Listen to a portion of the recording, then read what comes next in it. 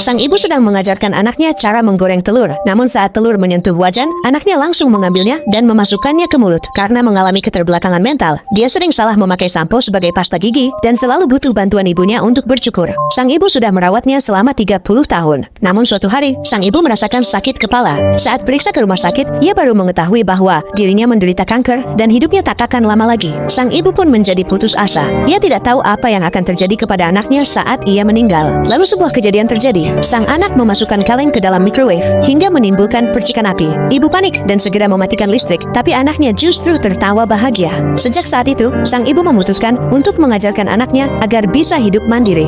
Ia mulai mengajari anaknya cara menggoreng telur, tapi sang anak selalu memecahkan telur di luar wajan. Lalu ia mengajarkan bagaimana cara naik kendaraan umum. Namun saat sang ibu menjelaskan peta, anaknya justru sibuk memakan roti. Ibu menjadi marah dan tak sengaja menjatuhkan roti, membuat anaknya sedih sampai menangis dengan keras. Agar anaknya punya penghasilan, sang ibu membawanya bekerja di toko roti. Namun saat orang lain menyiapkan sandwich dengan hati-hati, sang anak malah memakan semua bahannya. Ibu menamparnya dengan keras dan memarahinya dengan tegas. Sang ibu pun kembali putus asa. Ia membeli buku cara merawat orang disabilitas dan mempelajarinya dengan saksama. Sang ibu mulai mengubah cara mendidiknya. Ia menggambar jalur bus menjadi gambar-gambar menarik. Di atas bus, sang anak melihat gambar itu, mengenali gedung-gedung penanda, menekan tombol berhenti dengan tepat, dan belajar menemukan jalan pulang. Selanjutnya, sang ibu memberi label pada semua peralatan rumah tangga dan menuliskan petunjuk langkah demi langkah. Ia dengan sabar mengajarkan cara memasak nasi. Suatu hari, sang anak meminta ibunya menutup mata, lalu menyiapkan kejutan. Sang ibu terkejut karena anaknya berhasil memasak satu hidangan lengkap. Akhirnya ia merasa lega. Keesokan paginya, sang ibu mendapati anaknya sudah pergi, tapi kamarnya bersih dan rapi. Ia pergi ke toko roti dan melihat anaknya bekerja dengan serius. Sang ibu tahu bahwa anaknya sudah bisa hidup mandiri. Akhirnya sang ibu membawanya ke pemakaman dan mengajarkan cara melayat.